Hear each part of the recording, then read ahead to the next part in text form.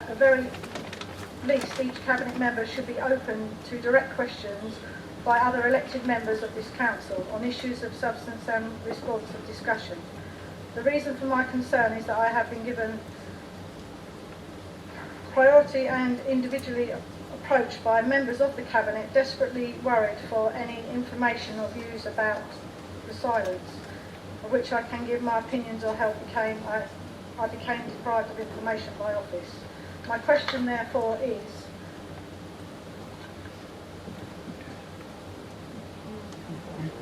how well informed are the Cabinet members?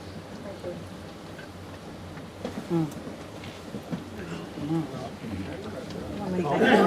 Just for the first question about the 5 days to the legal officer, please.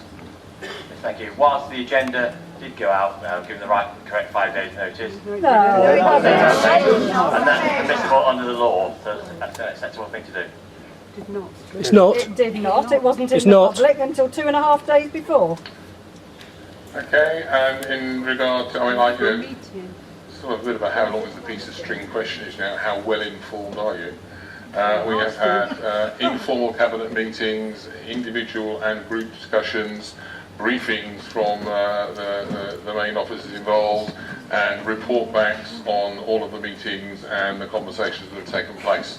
Not necessarily immediately 24 hours after the event, but certainly within a few days in order to keep people aware and up to speed. Councillor Smith, please.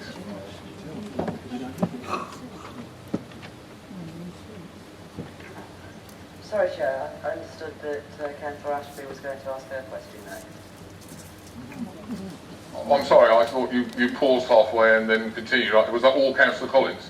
I beg your pardon. Come on. Sorry, I can't quite speak in the deepness of Councillor Collins's so I will continue with my question. I don't actually think that any more questions on facts, figures, rules, examples of good practice or due diligence process, etc., can be asked, because they've already been asked over and over and over again, which we don't really have the answers for. So I would like to add a different dimension to this debate, if it is a debate, by asking you to indulge me. I would ask everyone in the room to close their eyes and think where you loved to visit or you loved to be as a child. Now I want you to also think of a person that was very close to you that is no longer with us, and where you wish that you had said something or done something different before they passed away. With these thoughts in your head, open your eyes, and if the place you loved was not a housing estate, or lying in a trolley in the corridor of A&E, or waiting for a doctor's appointment for 3 weeks, or in a classroom filled with over 40 children, then Manston should be an airport. Yes. If you wished you had done something different before you lost someone close to you, keep the airport, because it will not come back after it is gone. I'm not really sure how a democratic country we have ended up with the lives of 120,000 people of Thanet and the futures of generations to come in the hands of only 5 people. Yes.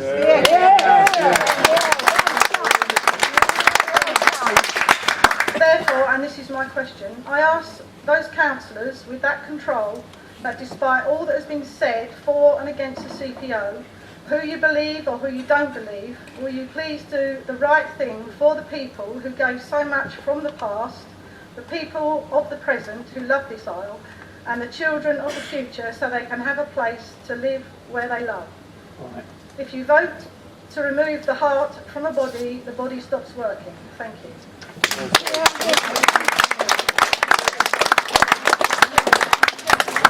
Councillor Smith, please. Thank you, Chair. Please forgive me, I only had 2 hours sleep in the last 48 hours because I've been at hospital with Councillor Collins. So I haven't actually got anything written, so I'm speaking from the heart and the hip, if you like. I find myself in a rather unique position, having been a former Cabinet member, having the insight that I had as a Cabinet member, which quite frankly was zero. I found that I Well, I asked two very pertinent questions under my portfolio for corporate governance. What is the risk to TDC if we do appoint RiverOak as an indemnity partner? And what is the risk to TDC if we don't? Mega. The answer was, I've given you the courtesy, and I'm quoting here, of listening to your questions, but I'm not prepared to answer. And I found that gave me a great amount of difficulty as a cabinet member, because I wasn't getting the information. I was told, I sought a copy of the file. It became clear there wasn't a file and that one was being convened because I had requested it. That caused me problems, not just on the Manston issue, but across the board on major projects. I wanted to see a copy of the indemnity agreement. I was pointed to the heads of terms. I knew that the heads of terms wasn't the indemnity agreement. I'm not sure if the person, who I will not name tonight, actually realised that I knew that I was not looking at the document that I was being told I was looking at. I then repeatedly asked for this document. I was told that it had been sent to the external solicitors. I queried, surely the only copy has been sent to the external solicitors. Oh well, maybe there's a copy in my office. The people who I'm talking about know who they are. I then got an arrangement that this would be sent to all members of the cabinet. That didn't happen. I asked of the leader, is the copy available? And I was told it was probably at his house. I found great difficulty with this, so as a cabinet member I wrote to RiverOak and I asked them to circulate a copy to all the members of the cabinet, which they kindly did. I still to this day struggle with, did anybody actually read it? At a subsequent meeting with Nigel Farage, I asked the question of the cabinet if anybody had read the file or the indemnity agreement, and only one member put their hand up and said they'd read a few pages, which I can vouch for. Because they were with me, I'd asked them to come in to look at the pages. I have great difficulty in concluding that this cabinet actually have the ability at the moment to make this decision. I asked the question, should I clarify, many times. As a cabinet member, I wanted a meeting, as the previous administration had done, with the cabinet, with RiverOak, with officers, and I actually also asked, and the previous administration also had I believe, the leader of the opposition there as well, which is laudable, and proper and transparent, and I thank Councillor Johnson for that. I also wanted at this meeting the cabinet, the relevant senior officers. I wanted both sets of external lawyers, RiverOak, and I asked also for Colin Smith from CBRE to be present as well. I was repeatedly refused, both by the leader and officers. I cannot understand why. How could I possibly, individually as a cabinet member, make a decision of this magnitude if I hadn't been able to look and research and read documents and inform myself of what this decision was about? And I put it through the chair to all the members of the cabinet. Have they met RiverOak? Have they read all the documents? Do they understand what an escrow account is? Do they understand what a bond is?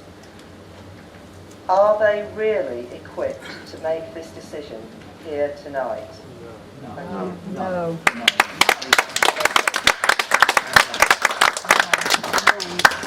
Well said.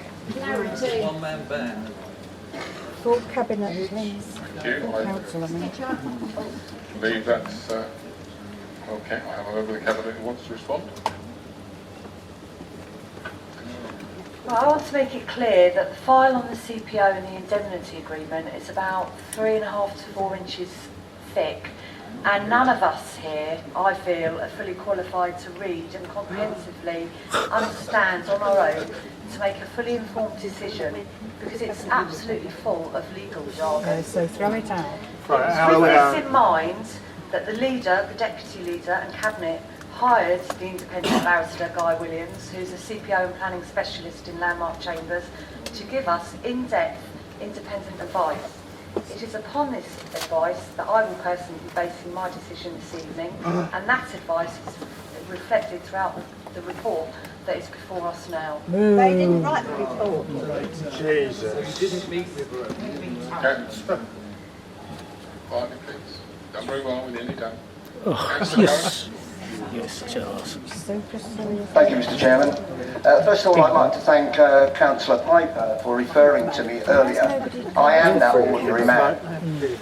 I'm the ordinary man in the street that became a councillor, and I, along with many of my colleagues on all sides, became that councillor to make a difference. Not in the short term, but for future generations. Do the 5 members of the Cabinet really understand the enormity of what is at stake? No. If the Cabinet reject the CPO against the will of the electorate, you are possibly condemning Manston to becoming an enormous housing estate with the promise of possible jobs. The jobs that cannot be guaranteed. And guarantees are something that your administration is constantly referring to and have done this evening. Manston is an airfield only 70 miles from London. It will be gone forever, and then it will become an urban sprawl struggling to survive in the 21st century. Why then is the Cabinet putting so much faith into the unwanted alternative development of Manston instead of supporting RiverOak? Just end with one thought for you all on the Cabinet, and my apologies to Winston Churchill. Never has so much been owed by so few to so many. Thank you.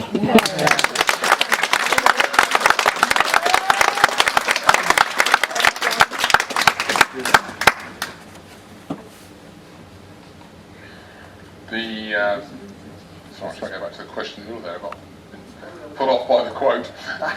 Apart from the quote, I can do the quote again. You got a round of applause before the quote. My question is, why then is the Cabinet putting so much faith into the unwanted alternative development of Manston instead of supporting RiverOak? Because, as I've made clear, your question poses a false choice that's not for consideration here tonight. There is no diminished appetite for finding a partner that fulfills our requirements for putting the Manston airfield back into operation. So the choice between RiverOak and 10,000 houses is a false one. You're disgraceful. Councillor Bayford, I believe. Thank you, Chairman. Full council. Come on, Bobby. As always, tonight you've been very eloquent and you sound very plausible, but you put a very one-sided case, as I probably would expect most people think you would do. But I think at the heart of the issue tonight is that people don't believe that you really do want an airport there. Yeah, that's right. And I think that the first real sign of that came in, I think it was an August cabinet, after you'd visited Wynyard Park. I'm not sure with an officer or not. And you proudly announced at the end of that cabinet meeting that it was good to have 2 potential options for Manston. And that wasn't, as everybody's pointed out tonight, that wasn't the pledge and promise that you've made to the electorate. There are, I think, some serious questions to be asked about your actions through this process. And tonight you've made a very scathing attack on RiverOak, who can't tonight answer for themselves. That's the actions of a bully, and it doesn't actually suit you very well. Well, maybe it does. There are many questions to be asked about this process and the decisions that you may be reaching tonight. But I think that most of those questions will be better asked at the overview of scrutiny meeting, which must surely follow when tonight's decision gets called in. I think that tonight's decision is very disappointing, but it's not surprising. I think that many of the residents of Thanet must feel very let down. They elected a youth council whose pledge was to reopen the airport as soon as possible. Nothing has changed, yet the leader is now shutting the door on RiverOak and effectively, I believe, killing any chance of serious planes returning. I noticed that you said something, and I don't know whether the wording was deliberate. You said it was your intention to have planes flying again. I hope that doesn't mean some grass strip that light aircraft can use in the middle of some mixed development. Many councillors feel that they've been kept in the dark by you, leader.